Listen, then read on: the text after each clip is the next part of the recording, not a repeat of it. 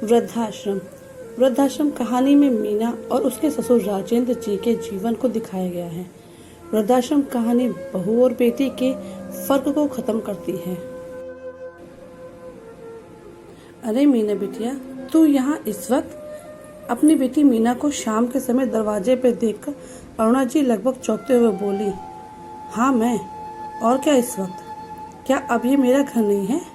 अरे कैसी बातें करती हैं, मैं तो बस राजेंद्र भाई साहब कहीं गए हुए हैं। मेरा मतलब किसी के यहाँ? सीमा ने गुस्से में अपनी माँ को देखते हुए कहा। गए नहीं थे, मगर मैंने आज इस झंझट को ही खत्म कर दिया। झंझट कैसा? बेटा तू बता, राजेंद्र भाई साहब ठीक तो हैं? घर में घुसते हुए सोहन बाबू चिंतित होकर बोले, जो कि ड्यूटी से लौटे थे। पापा दुखी कर दिया था उन्होंने, मेरी जिंदगी ही खराब कर दी थी। सोचा था रमेश जी के बाद मैं उनकी बहू नहीं बेटा बनकर सेवा करूंगी, मगर कभी कुछ तो कभी कुछ, आए दिन मुझे दुखी करते रहते थे। आज मैंने सब झंझट ही खत्म कर दिया। क्या किया तूने? राजेंद्र भाई साहब के साथ बोल गुस्से से सोहन बाबू चिल्लाते हुए बोले। पापा मुझे समझ नहीं आता, आप मेरे पापा हो या मेरे ससुर के भाई? बेटी घर आई है, बजाय इसके कि उसके दुख दर्द को पूछते हुए बस राजेंद्र भाई साहब लगे हैं। मीना आखिर बात क्या है? अरुणा जी बीच में बोली। मीना रो पड़ी। माँ आप जानती हो ना, रमेश जी के जाने के बाद मैं नौकरी भी करती हूँ और अपने ससुर की देखभाल भी, मगर जब देखो मुझे ही ताने देते रहते हैं। कल मेरे 2 दोस्त क्या आ गए, तुमसे चाय बनाकर पिलाना भी नहीं हुआ। मैंने कहा बाबूजी दूध खत्म हो गया था तो लाने चली गई थी, लेकिन लाई तो आपके दोस्त चले गए थे। मैंने बस उन्हें बताना चाहा था तो बिगड़ पड़े और कहने लगे तुम झूठ बोलती हो, मेरा एक छोटा सा काम करने में तुम्हारी नानी मर जाती है और मेरे पेंशन का पूरा हक जमाती हो। लेकिन मेरा ख्याल रखना भी नहीं हो पाता तुमसे। इससे जो अच्छा है मैं वृद्धाश्रम चला जाता, वहाँ अच्छे से रहता और अपने सारे पेंशन अपने ऊपर खर्च करता। माँ उन्होंने मुझ पर पेंशन का ताना मारा। उनकी पेंशन जितना आती है उससे कम खर्च है क्या उनका? दुनिया भर की रिश्तेदारी और उस पर से यह बीमारी का खर्चा, ऊपर से सवेरे शाम किचकिच, बस मैंने ही सुना दिया। तो वह आप उगला होकर बोले, तो छोड़ क्यों नहीं देती मुझे किसी वृद्धाश्रम में? इस घर में अच्छी तो मेरी जिंदगी किसी वृद्धाश्रम में रहेगी। तंग आ गई थी मैंने भी गुस्से में कह दिया। हाँ चले जाइए ना, कौन रोकता है? कुछ तो शांति मिलेगी मुझे। बस उन्होंने अपना बैग तैयार किया और मैंने भी उन्हें कल सुबह ही शहर से बाहर वाले एक वृद्धाश्रम में छोड़ दिया। आज ऑफिस से सीधा यहाँ आ गई हूँ। हे भगवान, तुमने यह क्या पाप कर दिया बेटा?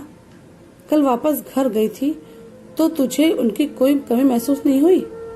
क्या घर के बुजुर्ग अपने बच्चों पर बोझ बन जाते हैं?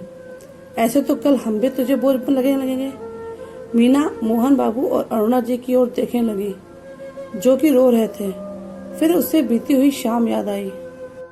जब वह घर पहुंची तो घर एकदम शांत था। जब वह पानी पीने के लिए फ्रिज खोलकर बोतल निकाल रही थी तो बाबूजी की आवाज कानों में गूंज रही थी। मीना एक गिलास पानी मुझे भी? जी बाबूजी, मगर वहाँ कोई नहीं था। उसे अकेलापन खल रहा था। सचमुच बाबूजी तो चले गए थे, साथ में घर की खुशियाँ भी ले गए थे। तुझे पता भी है राजेंद्र भाई साहब तेरे साथ ऐसा बर्ताव क्यों करते हैं? मुझे बताया था उन्होंने। मेरे मना करने के बावजूद भी वो कहते थे मीना मेरी बेटी नहीं बेटा है, मगर मैं अपने लिए उसकी जिंदगी नहीं बर्बाद कर सकता। वो मेरे जीते जी दूसरी शादी नहीं करेगी, साफ साफ मना करेगी। वो मेरे लिए अपनी जिंदगी खराब कर ले, एक पिता होकर अपनी बेटी को बर्बाद होने दूं? नहीं, मैं अपने लिए अपनी बेटी को ये कुर्बानी नहीं दे सकता। आप उसे समझाते क्यों नहीं सोहन बाबू? मेरी कुछ सुने तब समझाओ ना उसे। वो कहती है कि आप उसकी जिम्मेदारी हैं, तो उसे ही जिम्मेदारी उठानी होगी और शायद इसलिए वो तुम्हारे साथ ऐसा बर्ताव करते हैं ताकि तुम उनसे परेशान होकर दूसरी शादी कर लो। हे भगवान, कहते हुए मीना तेजी से अपना पर्स उठाकर बाहर की ओर दौड़ी। वो लगातार दौड़ती रही। आश्रम पहुंचकर जैसे ही उसने बाबूजी को देखा तो लोग लाज भूलकर ऐसे गले लगी जैसे बचपन में मेले में बिछड़ने के बाद मिलने पर अपने बाप के गले लगी थी। मैं माफी के काबिल तो नहीं हूँ बाबूजी, पर मुझे माफ कर दीजिए। सीमा ने वृद्धाश्रम से ससुर को लाया वापस। नहीं बेटा, तुम मुझे माफ कर दो। मुझे लगा था कि मैं तुम्हारे साथ बुरा बर्ताव करके तुमसे दूर हो जाऊंगा, मगर ये बूढ़ा अपने बेटे को तो खो चुका है, अब अपनी बेटी को नहीं खोना चाहता। कहते हुए राजेंद्र बाबू फूट फूट कर रोने लगे। कभी मीना उनकी तो कभी राजेंद्र बाबू की मीना की आंखें पूछते हुए एक दूसरे को चुप करा रहे थे। वहीं दूसरी ओर थोड़ी दूर पर खड़े सोहन बाबू और अरुणा भी भीगी हुई पलकों को साफ करते हुए मुस्कुरा रहे थे। दूर खड़े सोहन बाबू और अरुणा भी पास आ गए। सोहन बाबू ने राजेंद्र जी को गले लगाकर बोला, आप तो मुझसे बढ़कर पिता का फर्ज निभा रहे हैं।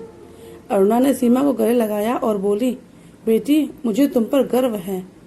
तुमने बहुत अच्छा किया जो तुम राजेंद्र जी को वृद्धाश्रम से घर ले जा रही हो। यही है वृद्धाश्रम कहानी। जितनी जरूरत हमें बचपन में माँ बाप की होती है, उसी तरह माँ बाप को बुढ़ापे में हमारी जरूरत उन्हें होती है। लेकिन बच्चे अपनी सुख सुविधा के चक्कर में ये भूल जाते हैं कि कभी वो भी बूढ़े होंगे। तो दोस्तों, कैसे लगी ये कहानी? आपको अच्छी लगी तो चैनल को लाइक और सब्सक्राइब करिएगा और कमेंट करके जरूर बताइएगा कि किस किस के साथ ऐसा हुआ है। प्लीज, मेरा गला बहुत खराब है, प्लीज गाइस सपोर्ट कीजिए और कुछ भी त्रुटि हुई हो इसमें बोलने में प्लीज माफ कीजिएगा।